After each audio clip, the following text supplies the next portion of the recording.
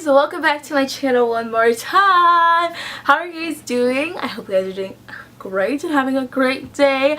But today I'm excited to film because the other day I was sitting on my couch and I was like thinking to myself, I'm like, Leslie, you know, you do a lot of videos about your daily life, which you guys see on my weekly vlogs.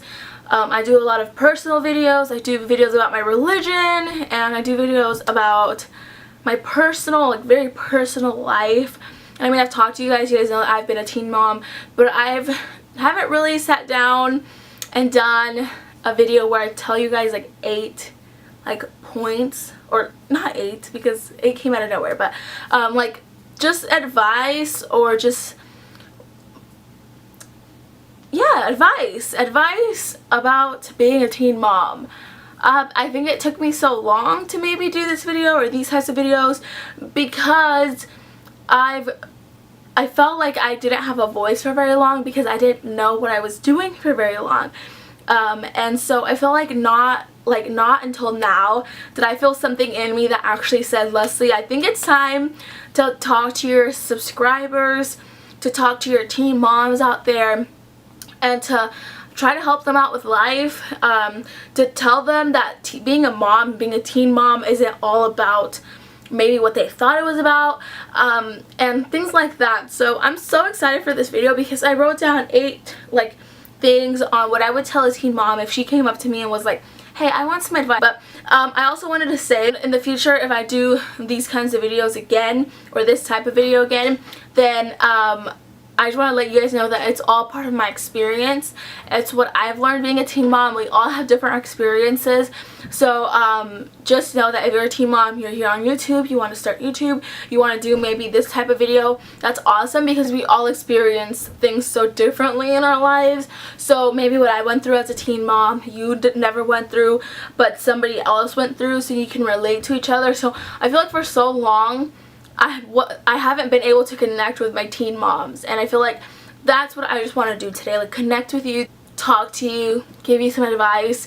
I've been doing this for 5 years now and I'm still a teen mom. I just turned 19, so next year I won't be a teen mom. Actually, I'll actually be a mom, just a mom. So it's kind of weird to say that, but I think in my heart I will always carry around that I was a teen mom because it's something that has shaped me, it's something that has made me. So yeah, Anthony's about to turn 5 years old, so it's kind of crazy to think that I have a 5-year-old. I feel like now I can kind of talk about my experience because I am in a better place. So I'm actually really happy that I didn't try to do these type of videos earlier, because maybe I would have just been talking out of my butt, because that's the way I was back then. I would just talk and think that I know what I was talking about, but in reality I didn't know anything that I was talking about. So also I wanted to say that what did I want to say, that if you're not a teen mom, you watch my videos, I don't know, you're maybe not even a mom, or you are a mom,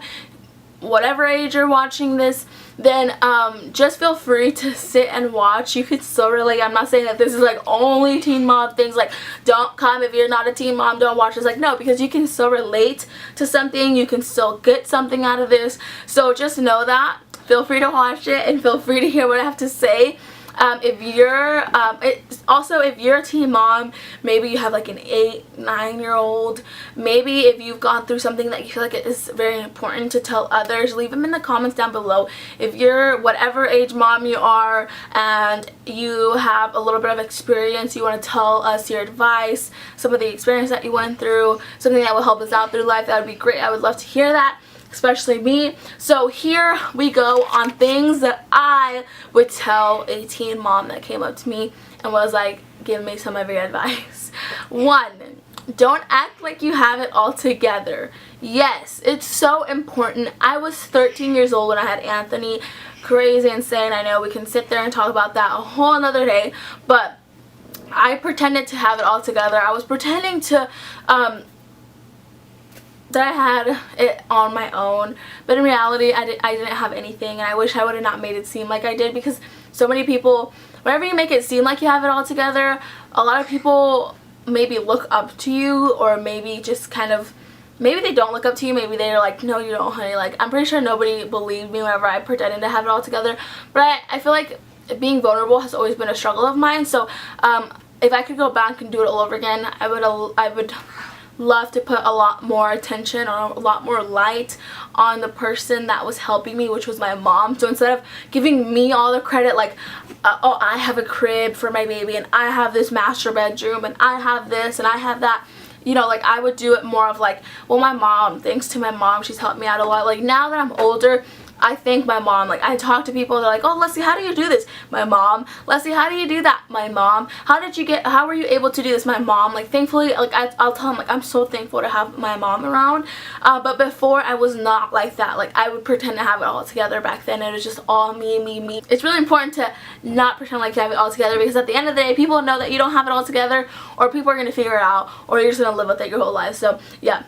Number 2 is accept help. I think that was one of the hardest things, and it ties in with don't act like you have it all together, because since I had it all together, I feel like I couldn't get help because I had it all together. So whenever people would be like, oh, I can babysit him, or oh, I can do this, or I can do that, it was like, no, I don't need your help. Or like, oh, here's $5. Oh, you're gonna go run to the store, let me watch him for like 5 minutes. And you're like, no, I have it all together. Like, I can take him to the grocery store and he won't cry because I'm a great mom, you know, like that type of thing. I was just like that, and it took me a few years to actually realize that. So I had Anthony when I was 13, Leo whenever I was 16, and like a year after I had Leo's, whenever I realized that I needed help. Like, I needed help with my kids because I can't do it all. I'm gonna go crazy.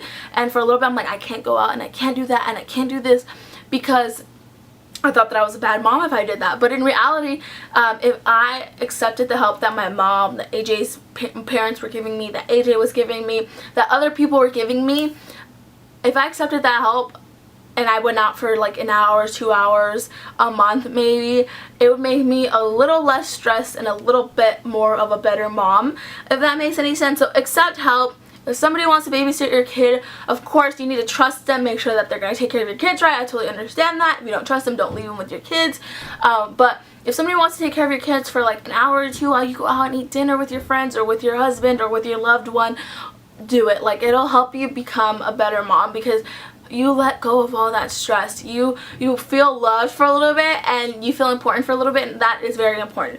Number 3, money does not equal love. So for me, oh, Leslie, the reason why I say this is because a lot of the time I would make it seem like I had all like some money. I would buy Anthony expensive clothes, but in reality it was my mom buying it. You know, the crib, I remember I threw this huge fit, and of course this is probably gonna annoy and irk a lot of you guys, because I mean, for me to even say this is a lot, because it kind of just makes me want to like choke the old me. But I remember we went to Babies R Us to buy a crib, and I wanted the most expensive crib. Like, I wanted an expensive crib, and my mom was like, Leslie, no, you don't need an expensive crib. Like, you don't need, like, here's, like, let's get a cheap one, let's get one that's on sale. And I'm like, no, Mom, like, what do you mean? I'm like, no, I'm not gonna buy my kid no $100 crib and stuff like that. And so I was just it's just all about money. Like, and it's sad to say, but like, now that I've grown up and I've worked for my money, and I've actually like realized what it takes to make money, I value it a lot more, but not in like possessions, but rather in like saving for their college, and you know, putting it into somewhere where like it's a good investment, but rather than like just showing it off. And I remember when Anthony was born, I would put him Jordans on, I'd put him like this Jordan things on, I'd buy him like expensive shoes, things like that. And in reality, he didn't need those things, and I felt like just because I was buying him things meant that I loved him. But it does not mean that. Like, true love is whenever you can be poor as heck in life, but still show your kids and work hard for them, and just love them all in all, no matter what. Like, that's important, and I've learned that. And so now I can just, you know, buy my kids some yard sale clothes and I'd be good to go. Not that that makes me a bad mom. That doesn't make anybody a bad mom. But I learned that money does not equal love, and it was very important for me to learn that, because I was just all about that money, and it was bad for a little bit. So and I see a lot of teen moms also still do this, like go on social media and they pretend like they have all the money in the world, they dress their kids in like this expensive clothing, and I'm just like, if I do get a Jordan outfit now, it's because I got it on sale, or I got it at thrift store, or I got it at garage sales, not because I spent so much money on it. I feel like I'm so proud nowadays whenever I'm like, people are like, oh, that's so cute. I'm like, yeah, I got it at a garage sale. Yeah, I got it at a thrift store. Yeah, I got it, like, you know, Goodwill. And they're like, oh, really? I'm like, yeah. And it's like name brand, and I feel like so proud about saying that. But before, like, I would have to spend, like, if it was Jordans, I'd have to spend like $100 on my kids' shoes, and it was just kind of bad. So that's number 4 is you don't have to have a complete life plan. I felt like whenever I had Anthony, everyone would ask me, like, what are you gonna do with your life now that you have a kid? Like, you know, like stuff like that. And I'm just like, I feel like I had to come up with a life plan. I felt like I needed to know what to say.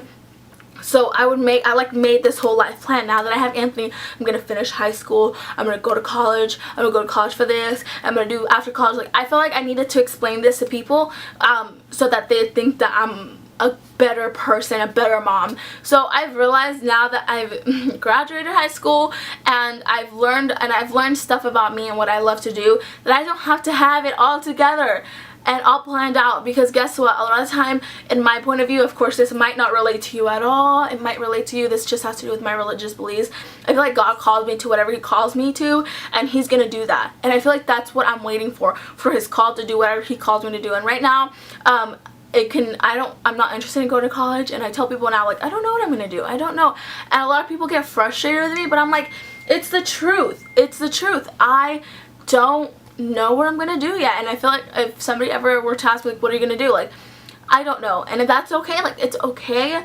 I have the help that I need. I have my kids, they're healthy, they're getting taken care of, they're getting taken care of. So I feel like I wish I didn't spend so much of my time trying to explain to people what I was gonna do, or this whole like made up story, and in reality sometimes our plans don't go as planned. So number 5 is it's okay to be scared. It's really okay to be scared.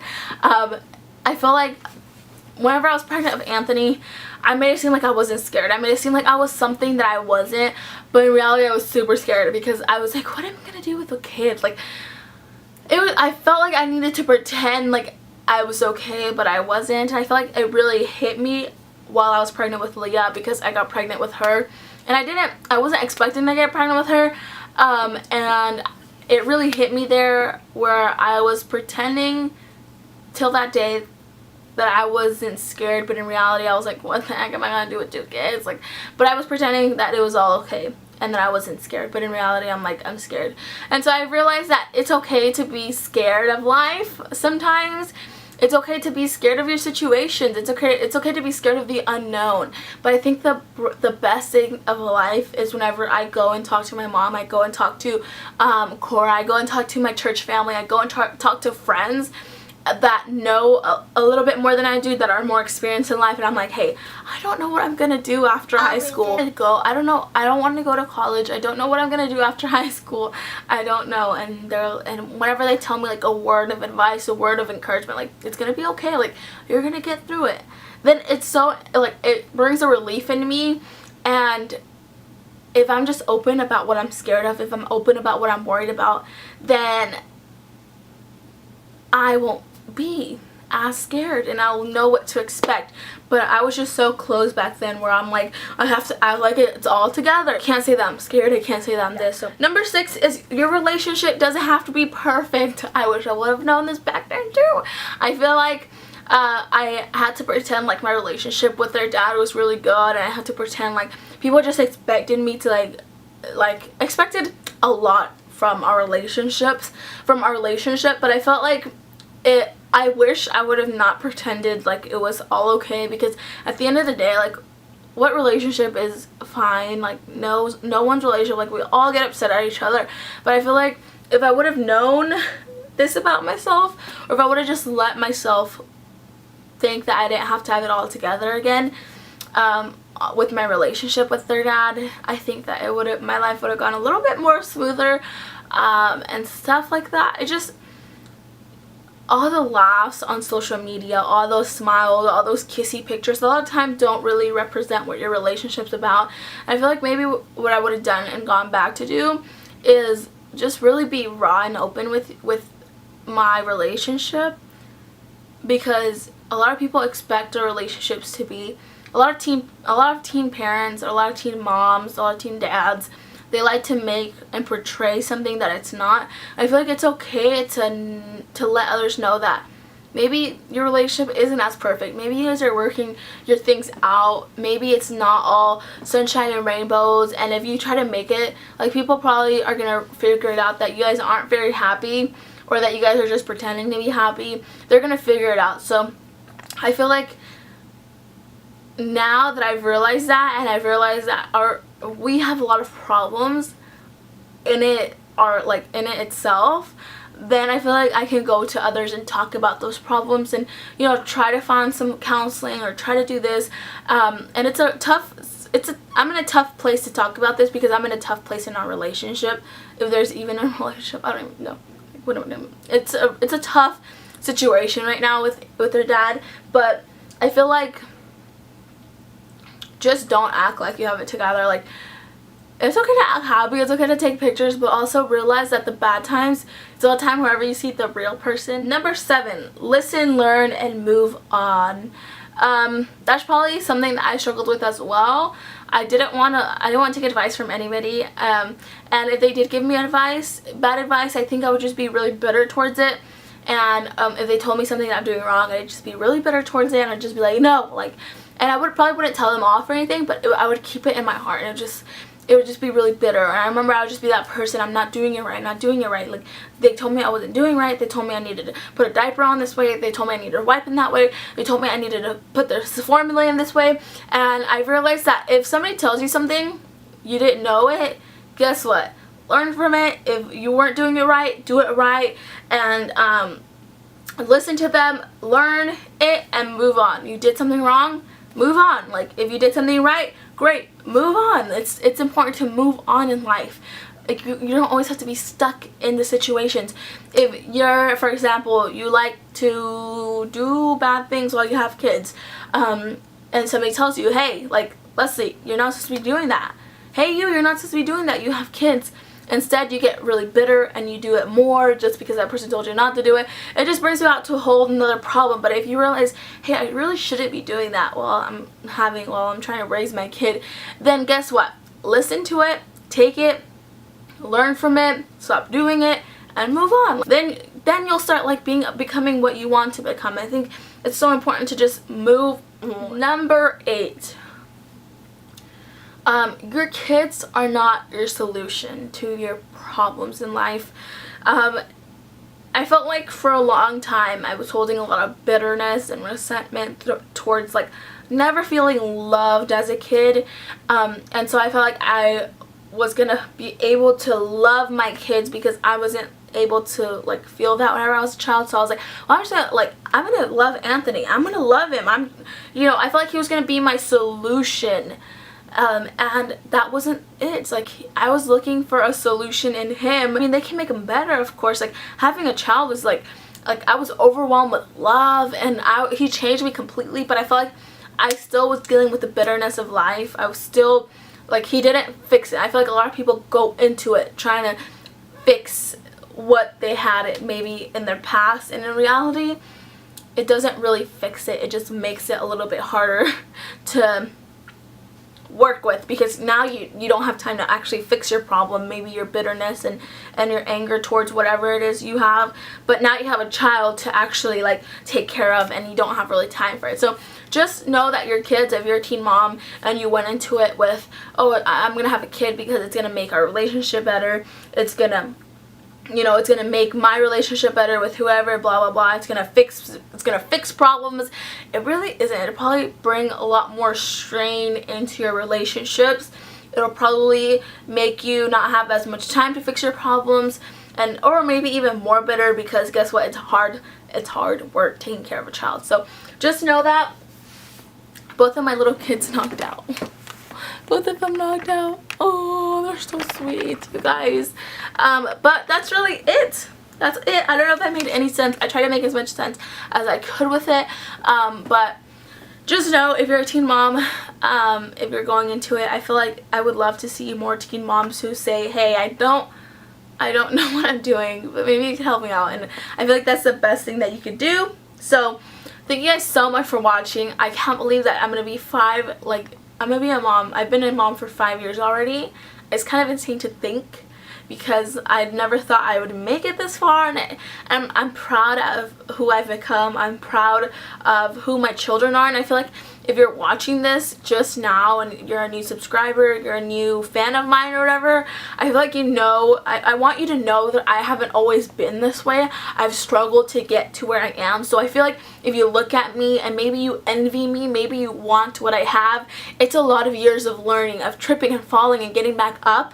But I feel like that's what makes you the person who you are. So just know that you have your own journey. You have your own journey in life that, guess what, we might go through the woods, trip, stumble, fall, but we always get back up, and you have to learn, you have to grow up. If you're a teen mom, do it for your little kid, do it for yourself. You know, a lot of time they say do it for your kid, but guess what, at the end of the day, you're doing it for yourself, because at the end of the day, your kids are going to turn 18, 19, 20, move out of your house, move out, and guess what are you left with? You're left with whatever memories you made, whatever you learned in life, and they're going to move on. So your kids, yes, your kid, do it for your kid, because they deserve a better you, they deserve the best you, but you also deserve the best you. You deserve to love yourself, you deserve to create a future for yourself, and don't ever let anyone make you feel bad for trying to better yourself. Thank you guys so much for watching, and I'll talk to you guys later. Bye.